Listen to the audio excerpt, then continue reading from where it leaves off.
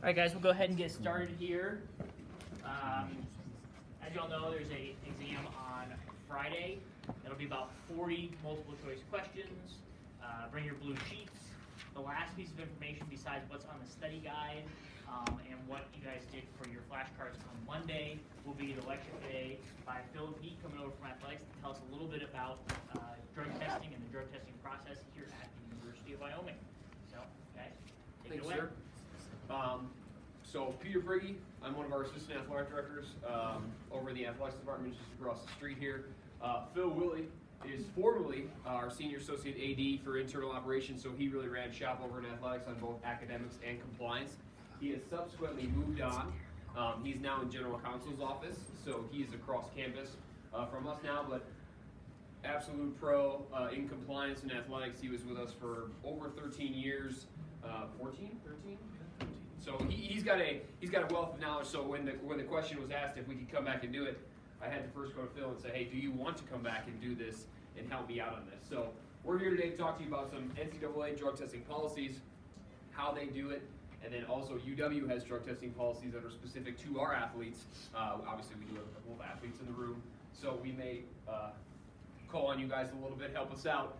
But I will do the NCAA piece, and then I'm going to pull in Phil, and he's going to kind of handle the UW testing piece where our policies, procedures are a little bit different, things like that. So I'll just jump into the NCAA drug testing policy. First thing we say to all our student athletes when they walk in the door, so freshmen, juniors, it doesn't matter. We say it every single year, we say it multiple times. You are responsible for what is in your body, period.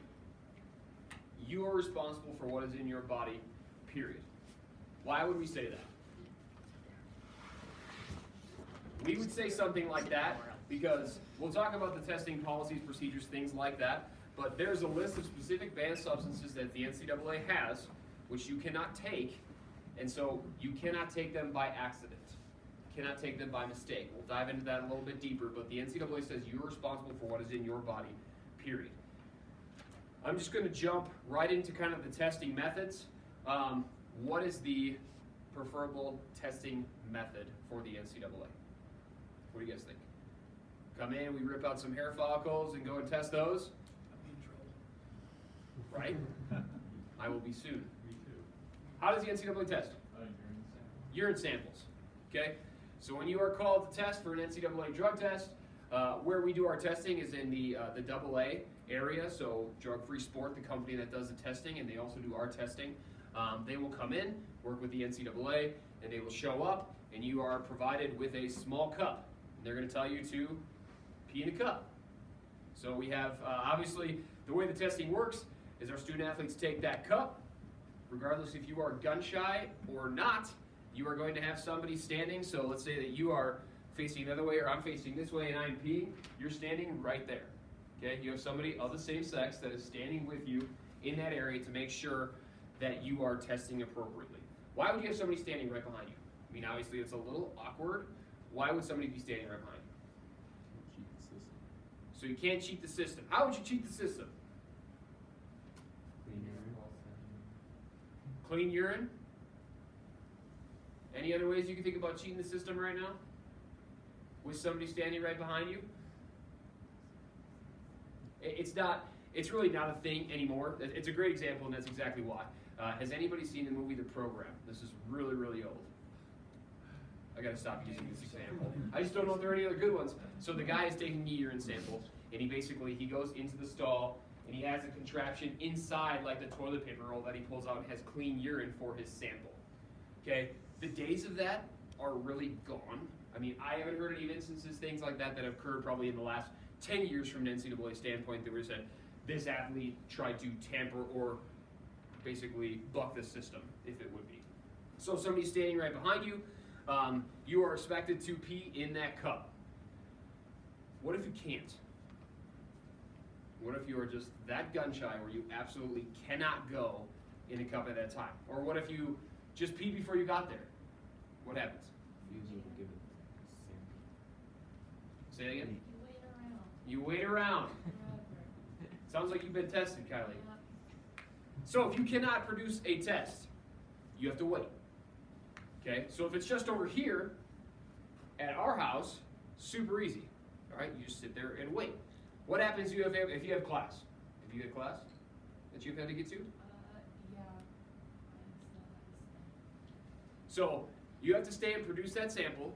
We get you potentially excused from class, or in a perfect world, somebody goes with you to that class, and they would basically walk you into class, wait outside the door, make sure you don't go to the bathroom or anything, and then they would escort you back if that was a worst case scenario. Okay? One of the places we do testing is over there. We also do testing, or the NCAA, I shouldn't say we, because I don't work for the NCAA. The other place the NCAA does drug testing is at championship locations. So when our basketball team goes to the Mountain West, or women's volleyball goes to the NCAA Women's Volleyball Championship, and they're in a different location, let's say they're in Texas or Tennessee or wherever, they will do testing at these NCAA championship sites. What happens if you can't produce a test at an NCAA championship site? Hey, we just won, we gotta get back, we got classes tomorrow morning, I can't go, I'm sorry. What do you think happens? Great example, this actually happened to Phil. If you didn't notice, Phil's 6'11", he played basketball at Valparaiso. Phil got tested at NCAA championship site. What happened? It's the worst experience of my life. It was awful. So we were excited to play in the NCAA tournament, and we played Michigan State in the first round. Michigan State went on to win the whole thing, by the way, that year. They smacked us and held us to the lowest scoring total in NCAA tournament history. Our record actually got beat the very next day by Wisconsin. We scored like 38. Wisconsin scored like 36 the next day. But so I give a sample. I'm sitting there. We got smashed. We're sad, and then I give a sample. The testing process was screwed up, so they held me there for 3.5 hours after we got crushed by Michigan State. The rest of my team went home, and I was sitting in a locker room at Guggen Arena in Cleveland, Ohio, for 3.5 hours while they made me go back and provide 2 more tests. So after you go, it's pretty hard to go again on command, by the way, and so they just pumped me full of water. And then, so I went again, and then of course my sample was too diluted. So that did me no good either. So then I had to stay even longer. So that was the worst experience ever. I passed though. I was clean. So you have to wait. Just for the record. So we test you here, you need to wait. If they test you on the road, you have to find alternative means of transportation. Obviously, they pay for it and they make sure that you get home, but Phil was not traveling back with his team. 2 types of drugs that the NCAA is testing for. What are those 2? Guys, what's the obvious? What's the first one? Performance enhancing drugs. Okay? Things like your anabolic steroids, if you're shooting something up, in that realm. What's the other drug the NCAA, or other drugs the NCAA are testing for? Masking agents, that would kind of fall under the PED testing, more so. What's that? Illegal drugs? Yeah, street drugs, basically. So marijuana, cocaine, methamphetamines, things like that. Those are the 2 drugs that they're testing for. Jumping into kind of the penalties, so although we really don't see this a ton anymore, there are still performance-enhancing drugs. So this would have been a lot more probably popular to test for performance-enhancing drugs back in the 90s when steroids and things really took off. Okay? If you test positive for performance-enhancing drug, so some type of steroid or something like that, first positive test, you are suspended for 365 days from the date of your test, and you lose a season of competition overnight. So if you have a freshman, they walk in, and let's say that it's October 2nd, and they test positive for a steroid. Overnight, they become a sophomore, eligibility-wise, and they will not step foot in a competition until next year, October 2nd. Okay, so 1 year, it's 365-day suspension, you automatically lose a season of competition overnight. What happens if you test positive a second time? Done. You're right. Completely done. You are done. All sports, all eligibility, NCAA. Well, what if you, okay, so you tested positive here at Wyoming. Can you transfer to Colorado and be an athlete down at CU? No, okay? You cannot transfer and avoid drug testing penalties in any way, shape, or form. So, first positive test, suspension, lose the season. Second, you are done entirely. Great example of this. Who knows who Will Greer is? former Heisman Trophy candidate, I think he was like a runner-up or second runner-up, started at Florida. Okay, when he was at Florida, what happened? Who knows the story? We talked about it briefly. Tested positive. Tested positive. What did he say when he tested positive? I didn't know. I had no idea what you're talking about. How did I test positive? That's not a thing. What was the first thing that I said when we started this? You are responsible for what is in your body. So he showed up, positive on a test. He goes, well, I never took this like willingly. Like I wouldn't do this to break the rules. NCAA said, don't care. It was in your body. He was purchasing an over-the-counter supplement from his local GNC, and he was taking it. Didn't tell anybody about it. Okay, he thought he was taking something that was clean, and I looked at all the ingredients, and nothing was on the NCAA. Guys, a lot of the stuff that you buy at like GNC and stores like that don't always have everything that you're going to pop positive on a potential test for listed on the active ingredients or what's inside of it. So Will Greer tests positive, sits out 365 days, automatically becomes a sophomore overnight. Obviously, the way the rest of the story goes, he transfers, goes to West Virginia, and plays, becomes a Heisman, and I think now he's in the NFL somewhere. But great example of going back to my first idea, saying this was a performance-enhancing drug that he tested positive for that he had no idea was in his system. Okay, you're responsible for what is in your body. Moving on to street drugs. Positive test for street drugs, number one. Let's say you test positive for marijuana. What do you think the penalty is?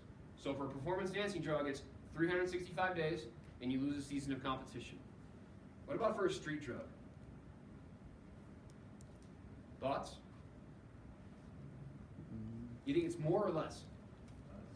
Less. Why would it be less?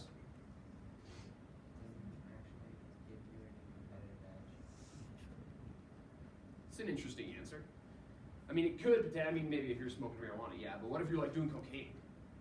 And that like totally jacked you up? Maybe competitive edge? Generally speaking, in the marijuana realm, what is legal just south of us? Marijuana, right? Okay? There are becoming more and more states that are making this legal, so the NCAA has basically lessened the penalties for those drugs. Okay? First time, if you get busted, street drugs in your system, you are withheld from 50% of competitions in your sport in which the athlete participates in. For some sports, obviously, men's basketball has like roughly 30 games per year. Football has 12. You test positive, if you're a football player, you sit out for 6 games, 15 respectively. So obviously, different time frames, different athletes, different sports. Okay? What happens if you test positive again for street drugs? Sorry, to go back to that first one, does the coach or the player get to choose which games of that 50%? Or No. is it just, they just say you're out for the remaining half? Correct. Depending on the time frame of the testing, 50% of your competitions, it all sets up based on when your positive test comes in. You can actually bleed into 2 seasons too, so it's like your second to last game. They take 50%, so you'll take those 2 games and then they'll bleed into the next season, so you lose 2 years, right? With pieces of both. Yeah, they don't give the institutions, that's a great point, they don't give the institutions discretion with NCAA rules to pick those 50%. So we can't look at Kylie if she were to test positive for volleyball and say, well, we want her against CSU, but we don't need her against UNLV, but we want her against New Mexico, and then we want her against Air Force, but we don't need her against San Jose. They don't want to do that. Football players, SEC, they would really kind of pick out their contests, things like that, so it's straight 50%. Second penalty, lose 1 year of eligibility, and you're withheld from participation for 365 days. So very, very similar to the first positive test for performance-enhancing drug. So talking about my man Will Greer, appeal process. There are 2 ways to appeal an NCAA drug test. Okay, so you come back and you literally just say, wait, this isn't fair. Like I've never taken drugs before, I've never done this, I don't understand how I pop positive on an NCAA drug test for a banned substance. Okay, your first appeal, there's kind of 2 appeals process. One is procedural. Ryan Braun, anybody? Milwaukee Brewers? Devastating loss last night for me as a Brewer fan. Ryan Braun, they come back and they say, hey, he tested this with a long test, like 2010 or 2009. They come back and say he tested positive for performance-enhancing drug. He challenged or appealed that decision based on procedure. So essentially what you have to prove is more likely than not, that's the threshold they use, more likely than not, so 51% basically, that the testing policies, procedures, something went wrong. My urine sample was popped open. It wasn't taped appropriately. Something related to the procedure of the test itself. The NCAA obviously allows for procedural testing, and you'd have to make that argument in some way, shape, or form. The second type of appeal is basically a knowledge challenge, where you would be very much like Will Greer and come back and say, I had no idea that this was in my system. I'm really sorry, I had no idea. Again, NCAA in that instance came back and said, we don't care. So obviously more things go into it, but a great example would be, hypothetically say that you are a female student athlete and you are taking some type of contraceptive. And you pop positive on an NCAA drug test. Came back and said, I don't take anything from GNC, I don't do anything. They're just going to say, well, do you take some form of contraception? Yes, I take this, birth control, whatever it is. Well, this may be what tested you positive. You could basically make a challenge to that to say, based on my conversations with my health professional, my sports med person, whatever it was, I had no idea that this would test me positive. Basically a knowledge challenge saying, me as a third party, I had no idea. And they didn't tell me that I would, nor did they have any idea that this specific contraceptive had this inside of it. So, knowledge challenge, procedural challenge. Those are the two ways that you may appeal. From an institutional standpoint in our world, that needs to be filed within 2 days of the positive test.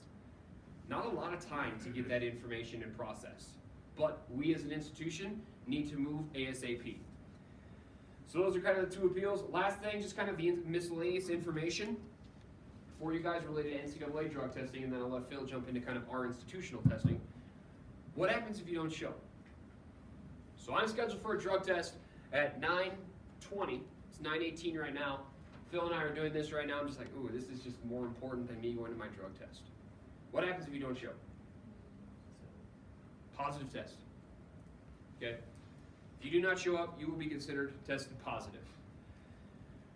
What if we have the individual that says, well, I have either smoked or ingested marijuana 31 days ago. They say roughly it stays in your system 30 days along those lines. 31 days ago, what happens if, am I going to test positive? I mean, it goes through your mind, what was the date on this? What am I going to test? How am I going to test? Am I going to test positive? The NCAA threshold on marijuana testing has changed twice in the last 3 years. So it used to be, prior to 2017, it used to be 5 nanograms per milliliter. To put that in context, the NCAA was 5 nanograms per milliliter. The NFL is currently 35 nanograms per milliliter.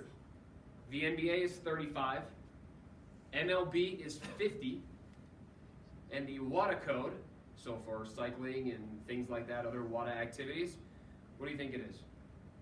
So if NFL, NBA 35, MLB is 50, what do you think WADA is?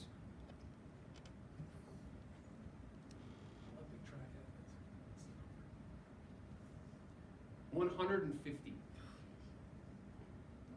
So think about that difference prior to 2017. You have 150 for international track athletes, everybody who's competing, cyclists, swimmers across the board. 5 for the NCAA pre-2017. That's a very, very low threshold. Okay, 2017 they moved from 5 nanograms to 15. Okay, and just this summer, in June, they moved it from 15 to 35. So now we are in line with the NBA and NFL for testing thresholds. Sorry, but why is different sports have different thresholds? Why aren't they all Different collective bargaining agreements. Okay, between the organizations. So I think it's soccer does not test for marijuana, or they don't have a specific threshold. Now, if it was like a WADA, like it was a World Cup or something like that, they would fall under the WADA code. But just like international soccer, if you're like a Premier League or whatever, they don't have a specific amount for marijuana testing. If you were to test positive, it's not like, hey, your threshold is 35. They don't have one. If you test positive, you go into an education program, but there is no penalty associated with it. That's a great question though, right? Because think about the interests based on the entities also, right? Like why would a college sports team keep a really low threshold versus a high-level professional sports program, right? Well, there's an interest, right? But college and universities, we're an educational institution, right? So the idea is that we want to educate students and stop poor behavior and curb it and things like this, right? So the idea is that, hey, if we set a low threshold, that's probably what we should be doing is testing and curbing this behavior. If you're a high-level Olympic caliber athlete, do we care that you are kind of like Cheech and Chong the night before an event? Maybe not, you know? We just want to make sure that you're not using any performance-enhancing drugs as opposed to smoking weed the day before or something like that. So the NCAA has obviously raised that standard, raised that threshold. And why would they do that? This is kind of my last wrap up. Why would the NCAA increase their thresholds? Phil just kind of hit on it to a certain extent. You are seeing more institutions now, or more states across the country that are making marijuana legal. There are dorms in CSU that have specific floors that are quote unquote marijuana friendly. Okay? 5 nanograms, think about this in 2017, 5 nanograms. What happened if, let's say, Phil was smoking and I was his roommate and I'm an athlete and I'm just in the room, I'm not even smoking. Could I test positive? Absolutely. Okay? Secondhand positive tests, NCAA took that stuff into consideration, things like that, so that's why that standard has been raised. So that kind of sums it up from an NCAA standpoint. I mean, there are multiple examples and things like that that we go through, but what I'm going to have Phil do now is Phil's going to jump into the UW. So we test from an NCAA standpoint, but we also test from a UW standpoint as well. So I'm going to open up with a quick question for you guys. So the NCAA does drug testing now. Why would Wyoming do our own drug testing if the NCAA is already doing it? What do you guys think? Keep a tighter grip on it. Tighter grip, maybe. Okay, I like that. You think maybe athletics is like hiding in dark corners, ready to get the athletes? What do you think? We want to catch them. We want to get them. Yes. Has anybody, before you take a test, had one of like your roommates like quiz you? No, we need to work on your study skills. But some people have said yes, right? Think about that in the framework of this. Just like keeping track of your athletes. Yes. Yes. Yeah, you nailed it, right? The biggest piece for us is that the NCAA penalties, okay, let's do a little Peter review. If I test positive for marijuana, right, in an NCAA test, how long am I going to sit out? Half a season, right? Now you can't compete. What if you're my starting point guard, right? That's a problem, right? That's a problem. So athletics isn't motivated to catch people, right? Our motivation is that, hey, we want to keep tabs on this stuff and educate students, right? Because now if you test positive in a university test, right, we can relax some of these penalties and we can advise you and educate you and provide you with resources and catch it under control before you lose a season or half a season or whatever it may be, right? So our motivation for drug testing is not because we're trying to get people, right? We want to try to educate and help. That goes in line with the mission of the university, right? We're an institution of higher learning, right? We want to educate the students. And then obviously if there's a problem, we want to identify that for a student. There is substance abuse issues, right? Dependency and things like this. Hey, we can provide education and resources and get that kind of taken care of before you use a student athlete. So that's why we test, okay? There's a couple different ways that we can test, all right? So when do we test or how do we do it? 2 ways, right? We've got the most simple way, and that's random testing. We partner with Drugs Free Sport, which is the same company that does NCAA drug testing. I think they partner with the NBA, NHL, several professional leagues, okay? We take W numbers for all our student athletes at the beginning of the year. We compile them into this massive list. Doesn't have the student's name, it's just a list of W's, right? Testing agency says, hey, we'd like to test, okay? We send a bunch of random W numbers, they select that on their own, and then they come back and they call those students in for testing, okay? So again, totally random, totally random. What do you think? Can I get pulled for multiple randoms? Yeah, totally random, right? So I've had students that made it through their entire career and never get tested.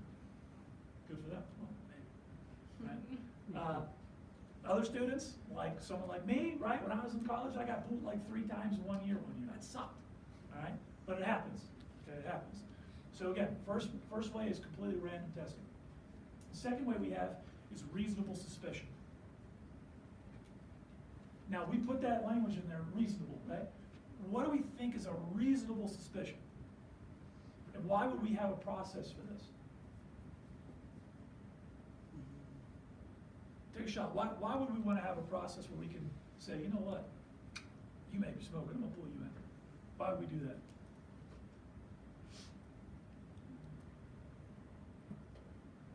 Well, for the obvious reason that the random testing may not pull that person, right?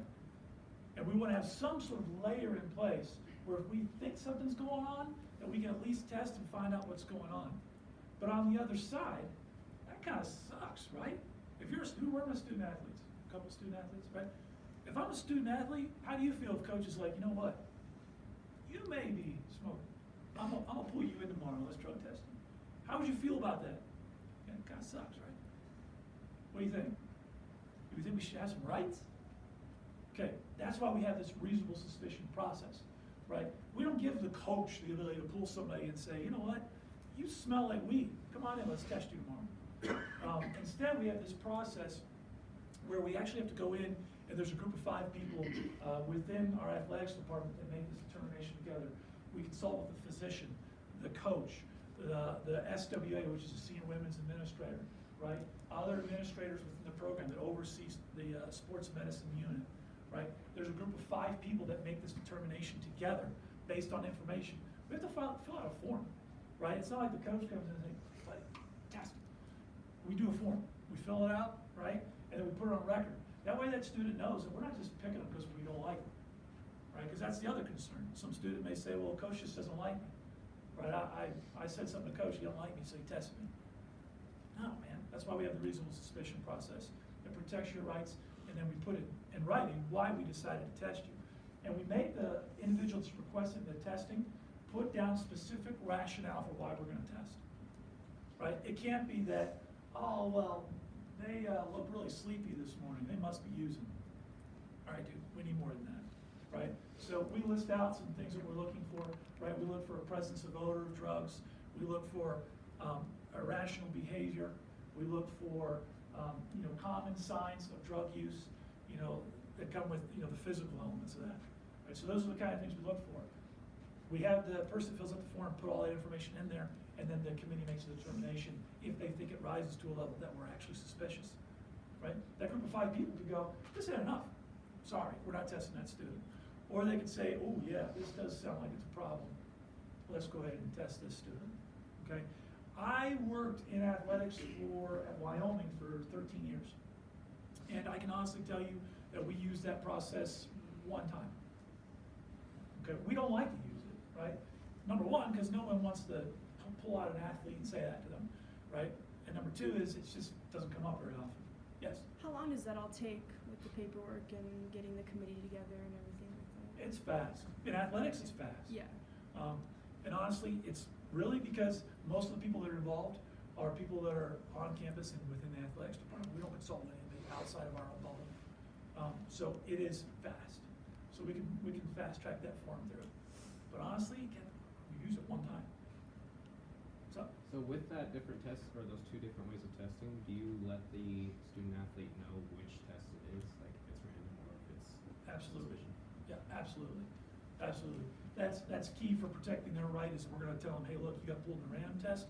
We're gonna tell them, hey, look, coach suspects something or a trainer does or something like that. So absolutely. But we're always completely upfront with the student athlete and explain the process and why. Can the student athlete appeal that or no? There's no appeal process built into that. Okay. So there's not. Okay. There's not. So if the committee decides that, hey, we're gonna test you, then they'll test you. And yeah, you don't have an opportunity to appeal that. Yeah. And so, for the record, when we developed this policy, it was something I developed in like 2006 when I first got here. We stole that policy from a couple SEC schools. So this is the exact policy like Kentucky was using, for example, and that was some of the pieces that we used. We've looked at it subsequently against other institutions' policies. It's pretty common to have it built out this way. There are some institutions that do appeals and things like that for it, but quite frankly, we don't have them. you should This talk to reminds, Zach. this reminds me of what we have to do as instructors. We have to submit the early grades for all of our students. We get constant email messages, and the purpose of that is if there's a student who may have not done great on the first assignment or first homework or whatever it is, that way we can get some sort of educational intervention. Somebody from maybe the ACES department or somebody can come in and say, okay, are you studying? What can we do to improve your grade in this class? And the overall purpose of that is to get as many students to learn the content as possible so that they get a good education. And I'm guessing from your standpoint, the purpose of doing any of these is to, if you suspect somebody, let's do the testing here first so we can get you into an education or treatment program before you end up losing your scholarship because you were a scholarship player with one of our teams. You're throwing me softballs. I love this. I love this. Because that's my great lead-in, right? So penalties, right? So if we have a positive drug test, right, what happens in the university structure versus the NCAA? We separate out our levels of penalties, right? It's on all of our student athlete code of conduct. We provide the student athletes with a copy of the code of conduct. It's available online. We give them the link and things annually so they can see that information. But we have different levels of violations, okay? We, like the NCAA, have maybe relaxed our approach a little bit to marijuana, frankly. Why would you think Wyoming in particular would do that? Because we're so close to the border. Yes, right? We're so close to Colorado where it's completely legal, right? So we have this issue now where students can go and drive an hour away and get their hands on marijuana. And so we've seen maybe a little bit of an uptick on positive drug tests for marijuana. Previous to just 2 years ago, if you tested positive for marijuana, we hit you with a high, which is just the same thing as testing positive for methamphetamine. It's probably not the same thing. So what we do is we kind of relax the penalty structure a little bit. A positive drug test for marijuana, okay, the first time results in an aware visit, which is like counseling. Right? We have you do go through some counseling. We also give you some community service hours. Right? But we don't come up with any more teeth than that for the first one. The idea is that we want to educate you, right? We want to provide you resources to give you an opportunity to get out of this potential issue. Right? That's just for marijuana. If we test positive for cocaine or something like that, that's the level 2 violation. That gets more stringent. Now all of a sudden, we reduce your scholarship, your athletic scholarship by 2%. We sit you out of contests. We make you do mandated counseling on top of the AWARE program and some other pieces like that. So that first time we have an issue with the code of conduct with marijuana, the approach is educational, right? And what we do is we bring the student in, we meet with them, walk them through, hey, this is why we had the positive drug test. So going back to the testing procedure, after the random test is done, Drug Free Sport sends the Deputy Director of Athletics, that's Matt Wisnat and our staff, sends a report of all the drug tests. It includes the W number, right, which we go back and search for the name that's associated with the W number, and then the test results. It actually tells you the parts per liter or whatever it is. They give you the nanogram so you can see how positive the test really was. Okay, that is an important thing because we do look at that kind of thing because we do have students that come in and say, hey, maybe it was a contact high. I was just around somebody. Well, yeah, man, but you pull a 100 on here, right? That looks like you were smoking last night, dude, right? Versus, hey, I pulled right on the line, right? And when it was 5, we saw some of those. Where the student comes in and they're sitting there at 6 or 5.5, and you're going, ooh, maybe that kid, maybe was just around a roommate or is in a car with the windows shut, right? Which is the one we get a lot. I was just riding in a car with somebody who was smoking, and that's the one we get told all the time. So we do look at those kind of things, but honestly, the structure, the penalty applies whether you had, 35.1111 or you had 135. All right, we're going to apply the policy either way. So anyway, the results come to our deputy director. He then communicates with the coaching staff. We bring the student in, we meet, we provide resources, we do education, and then we set the student hopefully up to not have these issues in the future. If we have a second positive drug test for marijuana, right, now we start going down. The first thing we do is we give a student a year. We give them like this year red zone, right? So I test positive my freshman year. I'm gonna give you 365 days. If you have another positive test in that year window, we're gonna call it a strike two. And that student now loses 2% of their scholarship, they get 25 hours of community service, 2 mandated counseling sessions. They go through where, and they forfeit, 10% of contests? 10% of their athletics contests, just about 10% of their season. We do that 1 year window because we also identify that there could be a student that has an issue in year one as a freshman, and then they're all the way up to their senior year now. We don't want to be so punitive that that student has to sit out a whole bunch of games and things like that. So we give you a 365. After that 365-day window is up, then we wipe your slate clean, you start all over on our conduct policy. Okay, so that student could have one in freshman year, one in senior year, and it's treated like a level 1 both times. Okay?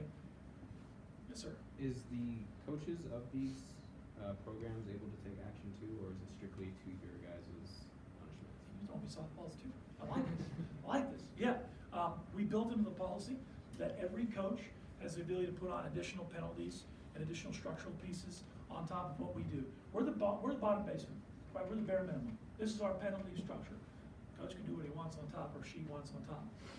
Right? So we do have coaches that'll say, okay, well, I'm going to sit the student out of a couple contests just because I want to. I think it's a smart message to send to the rest of the team. So we see that. We see the old, we'll make you run a whole bunch. Probably not as effective in track and field maybe as it is in swimming or something. I don't know. You just probably really fit to. But those are the types of things that come up. Right? So we'll see coaches that'll put additional penalties on top of that stuff. Absolutely. Yes? Is there like a threshold for that? Like, so they're not like completely, what if they don't like this coach is not perfect, so like, Sure. sometimes they suck. Yeah, yes. Basically what we do is, as administrators, we have policy and procedure in place that has to protect the student athlete for well-being and things like this. We do give coaches autonomy, right, to run their program as they see fit. So we're not as so prescriptive as to say, coach, you can run a mile, but not 2. You know, we don't get that prescriptive. However, if there is an issue, a student raises a flag to us, so maybe the student comes in and says, hey, I had this issue and coach ran me till I puked, and I think it's a problem, then we do investigate that, and there is protections for student athlete well-being that we have internally. Not only do we do those, we also have like anonymous surveys and a couple things like that, where students get the opportunity to provide us feedback, so those are things that we look at. So we do have protection pieces in place, but no, we're not so prescriptive as to what the coach can do.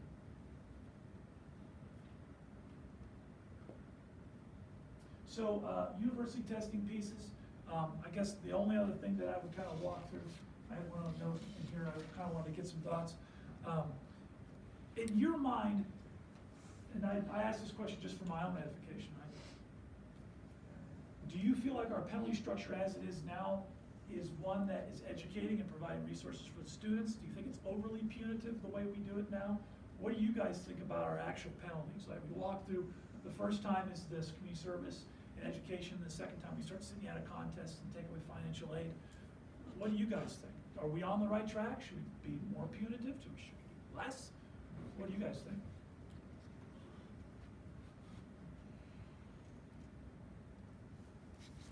No, there's got to be a student athlete who's going to say, hey. More, You think we need to do more? yeah. Okay, tell me why. Do you mind? So, I mean, at the beginning of this class, we actually talked about marijuana, and it is in some aspects a performing enhancing drug, right? And so it's not necessarily a PED like to the level of other ones, but it's still up there, like. And so I think because we are so close to the border and so easily accessible, I think that the penalties need to be more because we hold a standard here at the university to not lower the integrity of our sport and the university. Okay. So that's why I think it should be more. Okay. Anybody else? Anybody want to argue the other side? I think it should be more too. Same with the marijuana. I mean, yeah, it's legal in Colorado, but just because you're close to something doesn't mean it's liable. That's like, I can't think of a good analogy right now, but it's still illegal in Wyoming when you're going to school at the University of Wyoming. Sure. Yeah. You guys are good. It's funny because, you know, we have the SAC, and student athletes will know that's a student athlete advisory committee, right? That's the group of student athletes that are sort of the voice from the student athlete as a collective to the administration. And we met with the SAC, and we met with student leaders, And student athletes overwhelmingly said the exact same thing. Right? We think there should be higher, more stringent penalties for positive drug tests. And it's funny. So I'll argue the other side of that. Because from research standpoint, people have made the case that drugs like marijuana are beneficial for athletes, not because they're performance enhancing, but because of their anti-anxiety and recovery effects. So here's a rationale to say, well, a person who's using a drug that is legal in some places, which you would compare to alcohol in Colorado, maybe that shouldn't have such a big penalty, even though our state classifies it as being illegal. This is an athlete who's not using it to get an edge, but maybe because they might have some medical condition that they are self-medicating. the NFL's had the same issue. Concussion, right? You got it. Concussion's the biggest issue. And there's all this information now that shows that maybe marijuana is actually helpful for people that are suffering from post-concussion syndromes and issues like that are associated with head injury. So the NFL recently has been kind of grappling with this piece as well. Yes? Do you think in like a few years, if like it becomes legal in more states, that they just like completely stop testing for it? It's very possible. I know Colorado State dumped all their testing. So Colorado State doesn't do any testing, which to me is crazy, right? Because I would want to protect ourselves anyway, right? I know it's legal, but I'd still want to say, yeah, but this kid's using, I don't want him to test positive for NCAA test, you know. But Colorado State's dumped the testing because it's legal there. So I think as it continues to become nationally, if it continues to become legal, ultimately, I think if the feds drop their regulations and say it's legal, then I think you'll see the NCAA stop testing for it. There'll be too much pressure not to. Do you not test for alcohol? No, so our university drug-free sport testing does not test for alcohol. The NCAA tests, they do. They'll test for alcohol, they'll test for caffeine, right? You can have high levels of caffeine, so if you have, what's the new caffeine drink? Bang, right? I hammer a couple bangs right before a test. That may actually test you positive for caffeine. The threshold's high, but it's not so high that you can't hammer bang out a couple bangs. You can do a couple of those and sorry, it's bad. You can potentially test positive for caffeine on one of those tests also. So that's just something else we're looking for. So with the alcohol thing, if you guys don't test for it and the NCAA does, is there a different penalty for if you're underage and test for it? Yeah, so the way our student athlete code of conduct works, well, let me take a step back. The testing threshold is whether you're 21 or not. They don't care about age, right? So the testing for alcohol is if you have a certain threshold, it's a positive drug test for alcohol. And they don't care if you're of age or not. Our student athlete code of conduct has some pieces built in for alcohol as well. So even though we don't test for alcohol, if you receive a underage consumption ticket in the dormitories, you have beer in the dorms or something like that, we actually have that, it falls through our code of conduct. We treat it like a level 1, so we treat it like a positive marijuana drug test as well. Anything to add? No. Yeah. When it comes to testing for alcohol, is there like any metabolites that you test for alcohol, or is it generally just pH? I think it's just BAC. I can't speak to that specifically. I don't know. But I do know that there's certain thresholds or levels of testing that we can get from drug-free sport, and the most cost-effective for us is to basically test for street drugs when we do our own testing. So we do like the lowest level possible test. We're not even really testing for PEDs in our university tests, which is crazy, right? But quite frankly, it's uber expensive once you get into that. And then some of these high-level drug testing, like the WADA drug testing, looks for gene doping. blood doping, We just all don't sorts of see it enough. I think literally since I've been here in 2012, I think we've literally looked at potentially one athlete in a male sport where we were like, this guy's gotta be on something. Like just body change to the max within a 9-month period, and we were just looking at him like, that does not look normal. That's the only instance that's ever came up. I said, since I've been here, we've only had one drug test pop for anything else other than marijuana. We had one student that was doing synthetic LSD. So that popped up in a test, so we caught that. Could you guys potentially do this all in-house for like students that wanted to pursue something like this? How so? What do you mean? Just like doing the testing here in Corbett and figuring out like all the metabolites and all that stuff. offered as a course? That's a great question. I don't know. It's expensive. It's expensive. So yeah. you talk to myself, Dr. Schmidt, or Dr. Bruns, who do a lot of the wet lab or benchtop science here. Yeah. To do this, you know, for example, if you think about my past master's student, Nicole, who did the study with the high intensity exercise, we did one analyte, creatine kinase, which is one of the most common. To do one plate, which allowed us to test 40 samples total, was $500. So, and that doesn't include all the equipment that we purchased beforehand. We have a $20,000, what they call a plate reader, that allows us to analyze the thing. There's a lot of equipment that's necessary. For what they're talking about, you use the process that Josh went over, the spectrophotometry, okay? Those pieces of equipment are generally incorporated into a core facility. I think we have one over at the Berry Center currently. Those are about $120,000 a piece. And then the maintenance, you have to hire a full-time person just to keep that piece of equipment up and running. So we could do it here. We'd need a person with the expertise, and then we'd also need an operating budget of probably about $50,000 a year just to make sure that we're able to run it. So, sort of, would be my answer to that. I'm glad you threw me a Yeah. lifeline on that. I have one parting story and then we'll wrap up. So we had an athlete last year, test positive for marijuana, comes in, we sit down, we're going through the, hey, here's your penalties, 15 hours of community service, tested positive for marijuana on their first time ever. And the athlete is sitting across and they just have this look on their face like, what the hell are you talking about? And I was like, do you have any questions? And this athlete goes, yeah, I have no idea what you're talking about. Like, I've never smoked, ingested marijuana in any way, shape, or form. It's like, okay, never heard that one before. I was like, is there anything that you're doing, using, whatever, that could put you in a situation where you potentially test positive? Well, my parents, for Christmas, got me this oil that I put because I have lower back pain. Sends me a picture of the label, and it says CBD.THC ratio 1:1. Tested positive for marijuana on a drug test.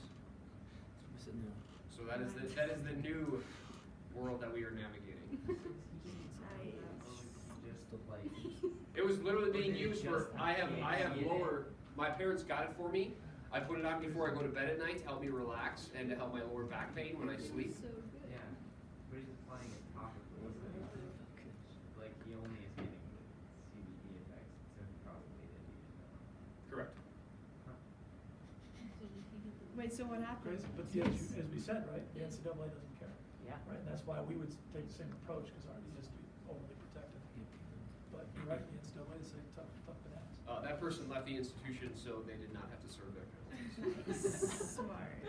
They transferred to CSU. Question? Yeah, I mean, like I said, they tested positive with the THC element of it. As far as like CBD oils and things like that, we haven't had it come up a lot, but yes, it will.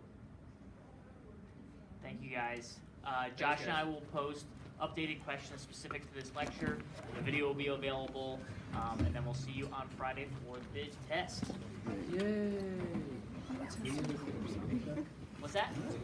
Oh, yeah. I was like, girl. My uncle used to like Thanks, guys. No. What'd you say? We can't do it without you guys. So the only reason I tested is because it was THC 1 to 1. It was THC 1 to 7. You're like, I forget the podcast.